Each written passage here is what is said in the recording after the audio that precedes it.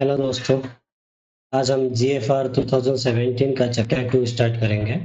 Chapter 2 में कुछ-कुछ important point है जो एग्जाम के लिए बहुत ही इम्पोर्टेंट है और वैसे भी जो भी काम करता है जीएफआर रिलेटेड उसको जानने का ज़रूरी है। और एक्सपीरियंस बेस्ड एग्जाम में और आजकल का यूपीएससी लेवल और एडवांस एग्जाम में बहुत सारा जीएफआर से क्वेश्चन आता है। तो चैप्टर 2 को ध्यान से देखिए, कुछ डाउट होने से कमेंट्स दीजिएगा। Thank you.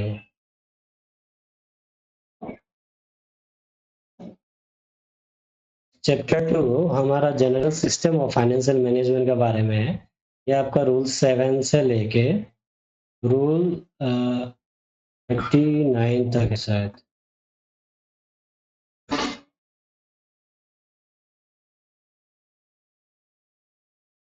सॉरी, रूल 41 तक है।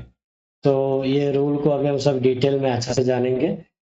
ये जीएफआर का ओरिजिनल बुकलेट है जो मिनिस्ट्री ऑफ फाइनेंस इशू किया हुआ, लेकिन उससे हम लोग एब्स्ट्रैक्ट करके कुछ इंपॉर्टेंट पॉइंट्स बनाए हैं पॉइंट वाइज। उसको आप ध्यान से देखिएगा, इसी का एब्स्ट्रैक्ट है वो, बट वो एग्जाम पॉइंट ऑफ व्यू से बनाया गया है तो ये बहुत इंपॉर्टेंट है। काइंडली इसको ध्यान से देखिएगा।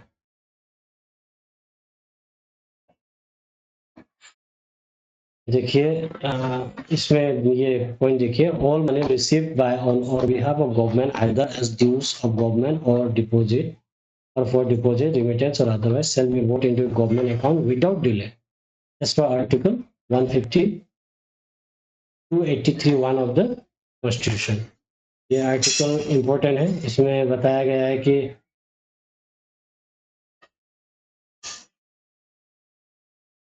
ये कौन सा आर्टिकल से गवर्नमेंट अमाउंट को विदाउट डिले डिपॉजिट किया जाएगा। आर्टिकल 150 और 283 1 ऑफ द कॉन्स्टिट्यूशन। आर्टिकल 284 क्या बोलता है? All money other than revenue और public money received by government deposit with any officer shall be paid into the public account में paid किया जाएगा। All money received or deposited with central government, Supreme Court or with any other court except High Court shall be paid into public account of India। Supreme court में या और कोई भी court मतलब supreme court ही कह रहा है ये। हाई कोर्ट का जो है वो अपना रेस्पेक्टिव स्टेट का हाई कोर्ट में पब्लिक अकाउंट में जाएगा, और सुप्रीम कोर्ट का पब्लिक अकाउंट ऑफ इंडिया में जाएगा। At the account to which such money shall be credited and withdraw of money thereupon shall be governed by। ये government का अकाउंटिंग रूल 3 ठो है। गवर्नमेंट अकाउंटिंग रूल 1950, ये बहुत important है। Central government account receive and payment rule 1983, ये important. और other general और special order where amount due to government appear to be irrecoverable, the order of the competent shall be obtained from for their adjustment। HOD admins keep finance minister fully informed of the progress of collection of revenue and variation in such collection as compared with the budget estimates। Rents of building lands, ये rent building rents के बारे में है। देखिए, ये CPWD जो है, engineering construction central public work department, ये जितना भी कंस्ट्रक्शन रेंट बिल्डिंग लैंड ये सब के बारे में ये करता है। इफ वो CPWD नहीं है तो HOD उसको रेस्पॉन्सिबल रहता है रेंट जितना है वो रिकवरी करने के लिए। HOD मतलब हेड ऑफ द डिपार्टमेंट। जितना भी रूल्स रेगुलेशन है रिगार्डिंग लैंड्स एंड बिल्डिंग, वो CPWD का रूल्स एंड रेगुलेशन का बेस पे ही किया जाएगा।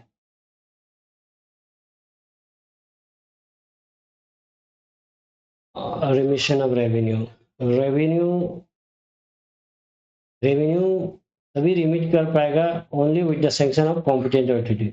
एनुअल स्टेटमेंट देना है, कितना रेवेन्यू रिसीव हुआ, कितना अबंडन किया HOD अकाउंट और ऑडिट ऑफिसर का 1 जून एवरी ईयर। एक्सेप्शन, इसमें कुछ एक्सेप्शन है कि इसमें नहीं देना चाहिए बिल्डिंग और लैंड का डिटेल या रेवेन्यू का डिटेल। डिपार्टमेंट पोस्ट 1000 से अगर बिलो है तो Rules defining revision and final revenue may be made by the Department of Central Government and Administrator. Prior consent of Ministry of Finance is must and written, involving release of revenue in any way, involving grant of land, lease, license of mineral, concession, etc. Standard of financial property. ये rule 21 बोलता है standards of financial property. इसमें क्या बोलता है? Financial power of government has been delegated to various subordinate authorities by delegation of financial power rule, but financial power of government which have not been delegated rests with the finance minister. ये बहुत important है. या finance secretary लिखा रहेगा, या principal account officer रहेगा, CAG रहेगा, या कुछ भी रह सकता है. तो ये याद रखिए कि मिनिस्ट्री ऑफ फाइनेंस रेस्पॉन्सिबिलिटी है. जेफर रूल्स का मामला में कुछ भी प्रॉब्लम है तो मिनिस्ट्री ऑफ फाइनेंस देखेगा. Responsibility of controlling officer. Controlling officer ये बोला जाता ना, पावर्स कम्स विद रेस्पॉन्सिबिलिटी. उसी तरह जैसे कंट्रोलिंग ऑफिसर के साथ पावर भी होता है और उसके साथ अकॉम्पनीड कुछ रेस्पॉन्सिबिलिटी होता है. तो क्या क्या रेस्पॉन्सिबिलिटी कंट्रोलिंग ऑफिसर करना है? He has to ensure that expenditure do not exceed budget allocation. जितना बजट एलोकेट किया, मान लीजिए 1 लाख बजट है कुछ काम के लिए, तो वो with in 1 lakh it has to be accomplished. If somehow it is not possible, then proper justification should be given and remaining budget should be seek from the higher officers. If higher office satisfied, then additional budget will be provided. Second, incurred in public interest. Every government office act for the benefit of public. So any action, any expenditure should be incurred for public interest, incurred for a purpose of which funds are provided. Funds जिसके लिए allocate किया हुआ है उसी के लिए ही use किया जाना चाहिए. Adequate control mechanism is functioning to guard worst and loss of public money. Control internal control बोला जाता है, वो सिस्टम रहना है. जैसे क्या हायरकी ऑफ फाइलिंग. जैसे मान लीजिए एक डीलिंग असिस्टेंट पुटअप करेगा, सुपरवाइजर में जाएगा या मैनेजर्स में जाएगा, उसके बाद कंट्रोलिंग ऑफिसर या एचओडी या कॉम्पिटेंट अथॉरिटी के साथ जाएगा, तब जाके एक प्रॉपर स्टेप के साथ ही काम कंप्लीट होना. All financial sanctions order issued by competent shall be communicated to the, इसको कम्युनिकेट करना audit officer and account officer. ठीक है. इसमें भी कुछ एक्सेप्शंस है, जैसे following sections need to not to be एडोस to account officer. Sanction related to creation, evolution, continuation of post. ठीक है. Appointment, promotion, transfer of gazette और non gazette officer.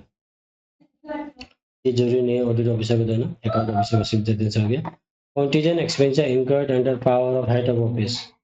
Head of office under the power of HOD का अंदर में जो contingency expenditure हो रहा है उसके लिए ऑडिट ऑफिसर को देने जरूरी नहीं है. Grant of advance to government employ, वो भी ऑडिट ऑफिसर को देने जरूरी नहीं है. Sanction order. Lapse of sanction. Sanction कब लैप्स होता है? After 12 month. इसमें कुछ एक्सेप्शंस है. Period of currency of sanction is specified in the section itself. Sanction itself. मान लीजिए ये 1.5 साल के लिए बोल के पहले से सैंक्शन ऑर्डर में लिख दिया तो सैंक्शन ऑर्डर वैलिड रहेगा. If specified that expenditure will be made from budget for the specific financial year. मान लीजिए बोल दिया कि ये मान लीजिए 25-26 चल रहा, तो बोला जाएगा, बोल दिया कि सेंक्शन में लिखा गया है ये 26-27 का बजट से हुआ, तो उस हिसाब से 1 साल लैप्स होने से भी वो सेंक्शन ऑर्डर इनवैलिड नहीं रहेगा. In case of purchase of store, if tenders have been accepted or the Indian has been placed on CPO within 1 year of date of sanction on issue. मान लीजिए एक tender हो गया, but tender में काम हुआ 1 साल का बाद, तो उसका तो एक्चुअली ऑलरेडी सैंक्शन लिया हुआ है. टेंडर भी with sanction, proper rules and regulation best है, तो वो सैंक्शन वैलिड रहेगा. Sanction regarding an addition to a permanent establishment made from year to year due to general schemes. Okay. Sanctions regarding an allowance for a post even if it's not drawn by concerned officer. Reporting of loss, ये बहुत ही important है. ये exam में बहुत बार आया है और simple है, बट जानना चाहिए और एग्जाम में नहीं आने से सब कुछ जानना चाहिए. Any loss of public money, revenue or received stamp, opium, store or other government property, even if it has been made good by the party, has to be reported by the concerned authority. अगर कुछ भी loss हुआ और उसका loss का भरपाई भी हो गया, बट वो लॉस का रिपोर्टिंग करना है कंसर्न अथॉरिटी किसको, नेक्स्ट हायर अथॉरिटी को, स्टैट्यूटरी ऑडिट ऑफिसर को, कंसर्न प्रिंसिपल अकाउंट ऑफिसर्स को। ये तीनों में से तीनों को नहीं। एक्सेप्शंस क्या है, PT loss after 10,000, PT loss कितना तक होता है बोल के पूछ सकता है, और वो 10,000 तक है। Loss of revenue due to mistake in assessment discovered too late, under assessment due to interpretation of law, refund of time where claim. तो जो लॉस अनजाने में हुआ या कुछ रूल्स एंड रेगुलेशंस की वजह से हुआ और डिलीवरेट नहीं था, वो उसमें छूट है। Case involving serious irregularity must be reported to the financial advisor or chief accounting authority and controller general of accounts. Serious irregularity अगर कुछ देखा गया तो फाइनेंशियल एडवाइजर और चीफ अकाउंटिंग अथॉरिटी, वो डिपार्टमेंट का सबसे हेड होता है। जैसे मान लीजिए कुछ भी डिपार्टमेंट, उसका चेयरमैन होगा वो चीफ फाइनेंशियल अथॉरिटी होगा, या ईडी एग्जीक्यूटिव डायरेक्टर, और controller general of accounts. Stage of reporting, reporting का स्टेज क्या है? पहला इनिशियल रिपोर्टिंग कब किया जाता है? Indicate only that loss has been taken place, कुछ लॉस हुआ, उसका असेसमेंट नहीं हुआ कितना क्या, तो जस्ट लॉस, कुछ लॉस हुआ बोल के डिपार्टमेंट को इंटीमेशन देना है। फाइनल रिपोर्ट कब करेगा? तो पूरा जब असेस करके कितना क्या लॉस हुआ उसका बारे में फाइनल रिपोर्टिंग करेगा। Report on loss which ministry department HOD can not finally dispose of their own are submitted to ministry of finance. खुद डिस्पोज नहीं कर पाएगा तो मिनिस्ट्री ऑफ फाइनेंस को बोलना है, तो मिनिस्ट्री फाइनेंस रूल्स बना के किस तरह से ये करना चाहिए वो करे। Loss due to culpability of government servants will be borne by the central state government department concerned with the transaction.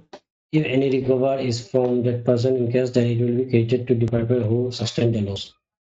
मान लीजिए सेंट्रल गवर्नमेंट को XYZ डिपार्टमेंट का वजह से 1 लाख का लॉस हुआ, 1 लाख का लॉस भरेगा वो XYZ डिपार्टमेंट, और XYZ डिपार्टमेंट जो है जितना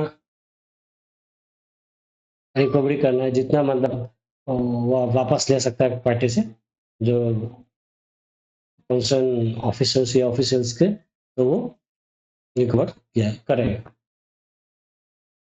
loss of government money due to erroneous irregular issue of check or regular accounting receipt be reported to CGA, controller general of account को इशू बोला जाएगा, irregular erroneous issue of check। Loss of government property due to fire, threat, fraud, 50,000 से ऊपर होने से police में FIR दिया जाना चाहिए। प्रॉपर्टी, गवर्नमेंट प्रॉपर्टी, यहाँ में क्या है, इमूवेबल प्रॉपर्टी, उसमें अबव 50 के, वो पुलिस में रिपोर्ट करना जरूरी नहीं, but concern authority to government of property. If the content of any of the file are categorized as secret या top secret लिखा जाएगा, 10 send personally to the head of the audit office, audit office को personally भेजा जाना चाहिए। तो ये छोटा पॉइंट है, इतना फिक्स, इतना या कुछ वो नहीं है इसमें रॉकेट साइंस, बट उनको जानना चाहिए। जैसे 50 के है, सेक्रेट ऑफ सेक्रेट को किस में दिया जाएगा, पर्सनली देना है या जो डाक डिस्पैच देना है या रजिस्टर्ड पोस्ट देना है, ऐसा। तो ये पर्सनली देना है, ये सब छोटा मोटा चीज़ थोड़ा ट्रिकी वे में एग्जाम में पूछा जाता है, तो इसको आप ध्यान से देखिएगा, बार देखिएगा वीडियो को। और GFR बहुत ही इम्पोर्टेंट है, स्पेशली जो अकाउंट्स बेस्ड एग्जाम है या एडमिनिस्ट्रेटिव बेस्ड एग्जाम है, उसमें अभी GFR का क्वेश्चंस बहुत आ रहा है, आप लोग देखिए, ये इम्पोर्टेंट है। वीडियो को क्वालिटी थोड़ा इधर उधर होने से भी कंटेंट का क्वालिटी में कॉम्प्रोमाइज़ नहीं है। कुछ डाउट्स या कुछ होने से या कुछ इम्प्रूवमेंट चाहिए तो काइंडली कमेंट कीजिएगा। Thank you.